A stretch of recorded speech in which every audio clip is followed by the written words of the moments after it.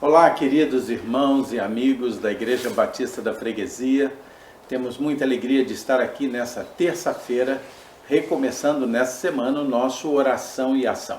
E nós estaremos juntos de terça a sexta, às 19h30, sendo que amanhã, quarta-feira, nós estaremos fazendo estudo bíblico no Evangelho de João, como nós estamos fazendo em sequência, estamos no capítulo 9. Na quinta-feira, uma palavra sempre trazida pelos jovens ou por aqueles que trabalham com os jovens. Na sexta-feira temos Oração e Ação Kids. É um trabalho feito para as crianças, com linguagem infantil, com temáticas infantis. No domingo, às 9 horas da manhã, temos a Escola Bíblica Dominical pelo Zoom. E depois às 10h30 o culto matinal e depois às 19h30 no domingo o culto em família. E tem sido muito bom estar com vocês todos esses dias tratando da vontade de Deus que nos é mostrada pela sua palavra. Vamos ver os pedidos e gratidões que nós temos para orar hoje. A Marilac fará amanhã mais um aniversário. Marilac é uma lutadora de nossa igreja, uma mulher corajosa, otimista, e ela me disse assim: pastor, eu não agradeço só os meus aniversários não, eu agradeço cada dia da minha vida. Marilac, Deus abençoe você. Vamos estar orando pelo Rosivaldo, que é tio de Ana Paula. Vamos estar orando também pelo Antônio da Jose, que está fazendo cirurgia esta semana. Vamos estar orando pela Lineide, que está se recuperando de uma cirurgia que foi feita, ela é irmã da Fernanda. Nós vamos estar orando também pela restauração da vida do Marcelo. A Marta agradece porque o Diógenes, por quem nós temos orado a pedido dela, já está em casa, está continuando o seu tratamento em casa. Vamos continuar orando também pela família do Alessandro. Sem falar que sempre oramos pelas nossas autoridades, oramos por aqueles que são mais vulneráveis na sociedade, oramos pelos profissionais de saúde e pelos nossos missionários espalhados por esse mundão. Então todos esses são motivos de oração que nós vamos estar lembrando hoje. Vamos iniciar a nossa oração orando por esta explanação da palavra de Deus, por esta conversa que nós vamos ter, ok? Vamos orar? Senhor Deus, muito obrigado pelo teu amor por nós, pedimos perdão pelos nossos pecados, pelas nossas faltas, e eu suplico agora, Senhor, que o Senhor me unja com teu Espírito Santo, para trazer uma palavra que seja relevante, Senhor, vinda do Espírito Santo para a mente e o coração de todos esses que nos ouvem. Te peço, agradeço também, em nome de Jesus. Amém. Nós vamos ter uma conversa hoje, sem a preocupação de uma mensagem estruturada. Eu tenho buscado nas terças-feiras ter uma conversa como se fosse um gabinete pastoral, em que a gente recebe alguém que traz um problema, traz uma questão, traz uma angústia, e uma das marcantes atitudes e funções do pastor é aconselhar. Então, eu quero convidar você a abrir a sua Bíblia em Efésios 6. Vamos conversar um pouco sobre o que está posto aí em Efésios 6:10. Efésios 6:10. Ok? Em nossa igreja, Efésios 6, não é 10, é isso mesmo, tá certo, Efésios 6:10, perfeito, ok. Na nossa igreja nós temos um casal que vocês conhecem tão bem, que é o Bessa e a Marisete, e eles trabalham muito com casais, com um programa chamado Casados para Sempre, que se trata de um encontro semanal com casais. Esses encontros são um total de 13 a 14 encontros semanais consecutivos que formam um grupo e tem sido uma bênção para esses casais. Muito bem. E muitas vezes, conversando com Bessa, nós falamos sobre os conflitos. Os conflitos chegam nas nossas casas, chegam nos casamentos, chegam nas famílias. Às vezes esses conflitos transcendem os limites da casa, chegam na própria igreja, muitas vezes há conflitos na igreja, posto que é formada por pessoas com as suas características. E muitas vezes nós percebemos que esses conflitos não são bem compreendidos, não são bem determinados. Então eu queria convidar você, muitas vezes, como eu disse a vocês, eu já conversei sobre isso, já conversamos, eu e Bessa, às vezes Marisete também, e há necessidade de que nós compreendamos algumas coisas com relação aos conflitos dentro da família, dentro da igreja, principalmente. Vamos lá, Efésios 6, versículos 10, 11 e 12, ok? Vamos ler primeiro?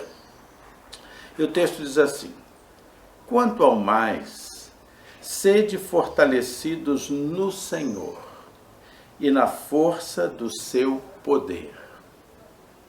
Revesti-vos de toda a armadura de Deus, para poderdes ficar firmes contra as ciladas do diabo. Porque a nossa luta não é contra sangue e carne, e sim contra os principados e potestades, contra os dominadores deste mundo tenebroso, contra as forças espirituais do mal nas regiões celestes. Vamos seguir um pouquinho esses 3 versículos, pensando nos conflitos. Você já teve conflitos na sua família? Já teve conflitos no seu casamento? Conflitos entre pai, mãe, filhos, filhas? Você já teve conflitos assim? Você já teve conflitos dentro da sua igreja? Pessoas que se magoaram umas às outras? Às vezes parecem situações tão tolas, tão pouco importantes ou de resolução tão simples, mas ainda assim há uma geração contundente, magoante de conflitos dentro dos relacionamentos e às vezes com relação às pessoas que nós mais amamos. Mas por que isso? As coisas poderiam ter sido resolvidas de outra forma, mas acabaram gerando conflitos e mágoas, tristezas que por vezes se arrastam por uma vida. Então eu queria que você atentasse, possivelmente você já viu e já prestou atenção nisso, mas quero recordar e chamar a sua atenção. Veja o que está posto nesse texto. Primeiro diz assim, Efésios 6:10, quanto ao mais, sede fortalecidos no Senhor e na força do seu poder.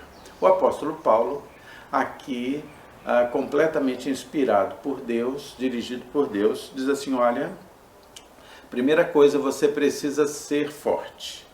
Mas você precisa ser fortalecido, não em você mesmo, não nas suas possibilidades, mas seja forte no Senhor e na força do seu poder. Alguém que ouça isso, poxa, eu quero ser forte no Senhor e na força do poder de Deus. Logo viria na sua mente, mas como fazer isso? Como? E aí o texto vai agora continuando e vai dizendo a você como você ser forte para evitar, para dissipar as possibilidades de conflitos pessoais magoantes na sua casa e na sua igreja. O texto diz assim, revesti-vos de toda a armadura de Deus. Armadura de Deus? A palavra original aqui é a palavra panóplia. E a panóplia significa realmente a armadura de Deus, é a dele. É como se Deus nos cedesse a sua armadura. E diz, revesti-vos de toda a armadura, para que a gente se vestisse com a própria armadura de Deus. Para que nós ficássemos invulneráveis às razões dessas dores e desses conflitos. Mas por que, pastor, você sabe que ele está se referindo a conflito? Nós vamos ver. E ele diz, revesti-vos de toda a armadura de Deus, para poderdes ficar firmes contra as ciladas do diabo. Peraí, ciladas, artimanhas, armadilhas? Mas do que ele está falando? E agora veja o versículo 12, que diz assim: porque a nossa luta, ou seja, o nosso conflito, a nossa luta, não é contra sangue e carne, ou seja, não é contra a substância humana. Tantas vezes nós estamos vivendo conflitos, nós estamos nos magoando e sendo magoados. E a gente não percebe que a luta que nós estamos travando com pessoas, às vezes nos ambientes mais queridos da nossa vida, na realidade, elas não estão sendo provocadas por motivações humanas. Há uma indução além da vontade humana para que haja essas crises e esses conflitos. O texto diz assim: porque a nossa luta não é contra sangue e carne, e sim contra os principados e potestades, contra os dominadores deste mundo tenebroso, contra as forças espirituais do mal nas regiões celestes. O que esse texto está falando? Está falando de forças demoníacas mesmo, forças espirituais do mal organizadas. Há uma organização hierárquica aqui, uma organização hierárquica.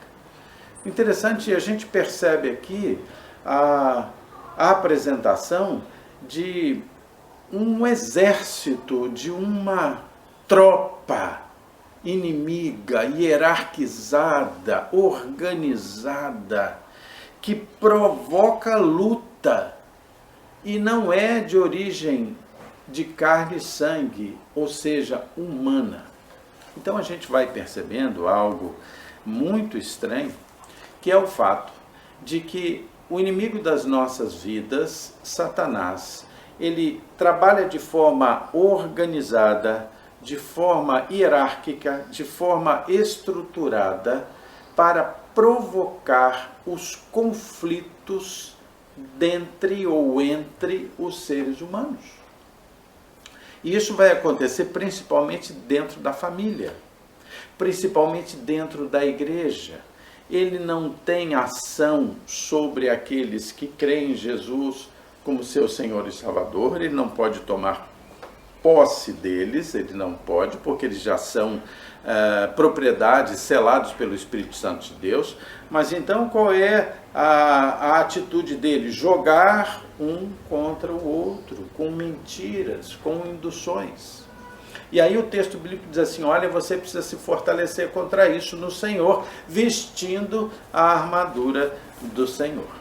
Eu quero convidar vocês a que nós vejamos algumas situações que nos mostram essas entidades demoníacas, e isso é bíblico, não tem nada de lendário nisso aqui, isso é uma realidade espiritual no mundo invisível, e como trabalha essa corja espiritual. Veja aí Efésios 2:2. Abra sua Bíblia, volte um pouquinho. Efésios 2:2. Ok? Abriu aí Efésios 2:2, diz assim.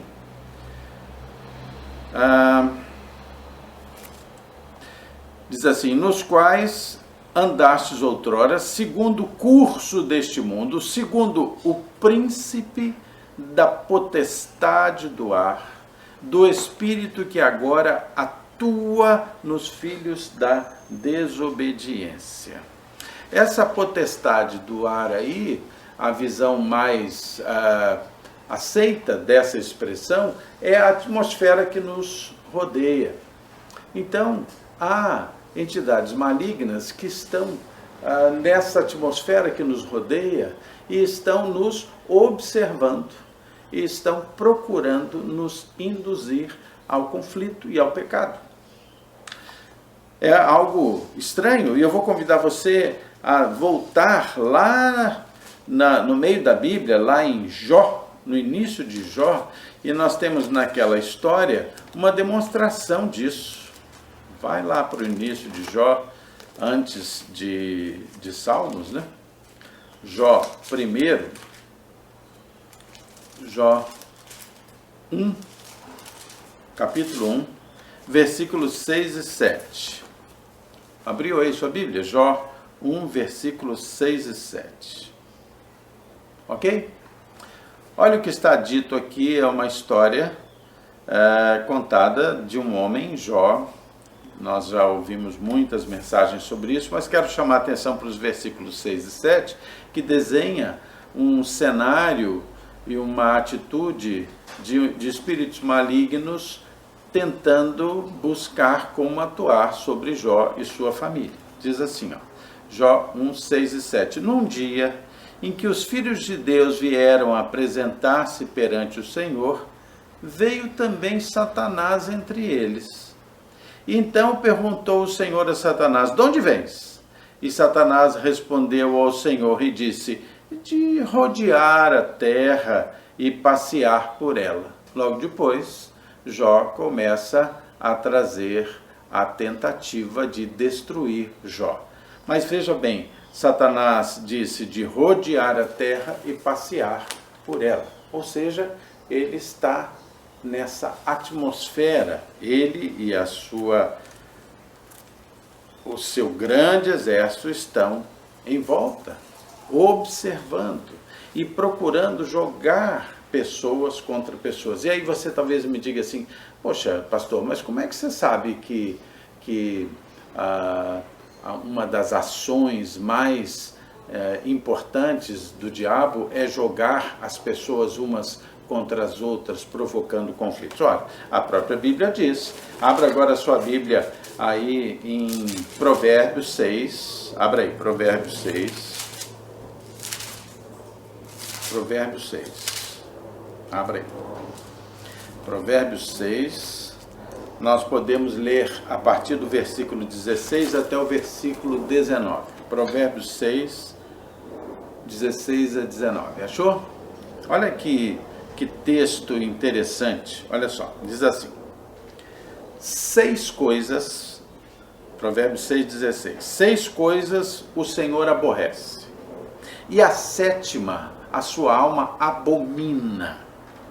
Então ele diz que há 6 coisas que aborrecem a Deus, mas há uma que Deus abomina. E é interessante observar que na língua original aqui do hebraico, a palavra abomina tem 3 gradações, como uma abominação pequena, média e enorme. A palavra usada aqui para dizer que há uma 7ª coisa que Deus abomina, utiliza a palavra no hebraico mais violenta, a palavra que mostra a maior abominação de Deus. E diz assim, 17, coisas primeiro que aborrecem ao Senhor: olhos altivos, língua mentirosa, mãos que derramam sangue inocente, coração que trama projetos iníquos ou malignos, pés que se apressam a correr para o mal, testemunha falsa que profere mentiras. E aí vai dizer aquela que o Senhor abomina: o que semeia contendas entre os irmãos. A coisa que Deus mais abomina é a atitude diabólica de lançar irmão contra irmão, contendas entre irmãos.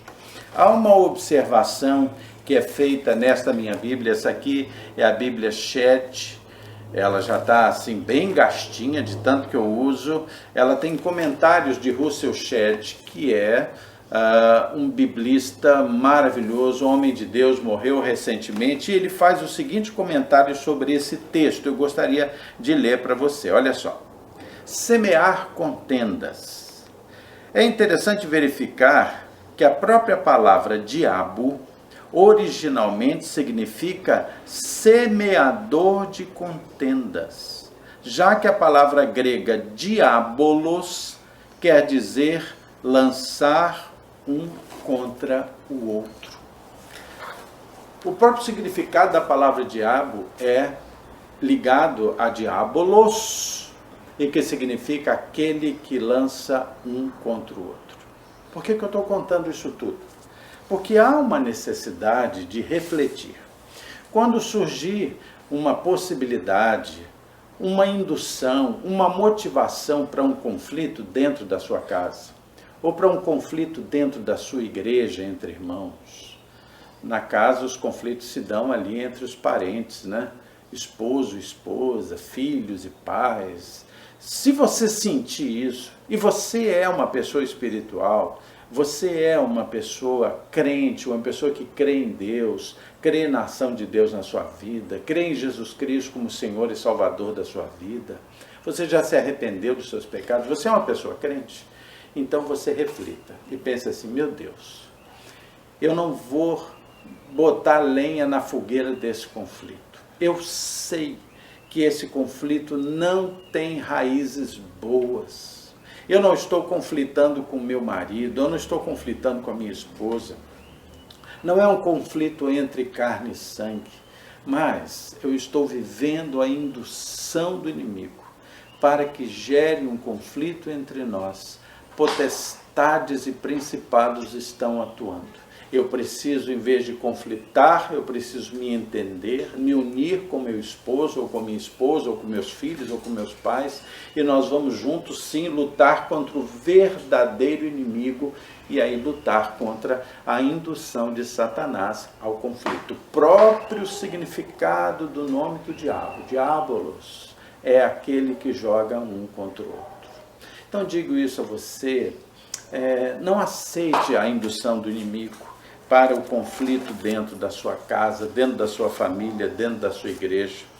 A Bíblia nos ensina a que nós sejamos, como cristãos, promotores da paz. Nós precisamos viver isso a cada dia da nossa vida, sermos promotores da paz, temos essa consciência, porque essa luta não é contra sangue e carne, sim contra os principados e potestades, contra os dominadores desse mundo tenebroso, contra as forças espirituais do mal nas regiões celestes.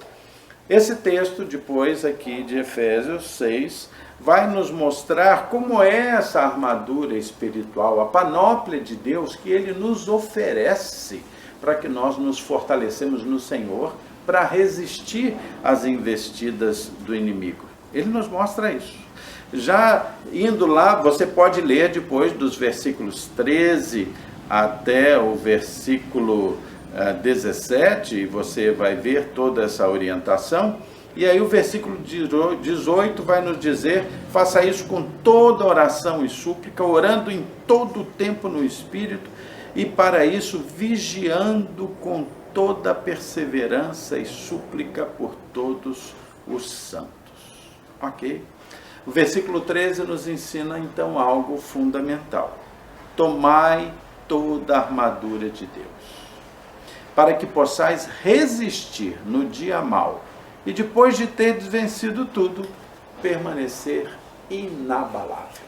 Querido, se você veste a armadura de Deus na sua vida, se você busca a força em Deus, se você compreende que os conflitos dentro do seu casamento, os conflitos dentro da sua casa, os conflitos dentro da sua igreja, passam por uma indução do inimigo, e essa indução de jogar um contra o outro é o próprio sentido do nome diabo, é o próprio sentido do seu nome.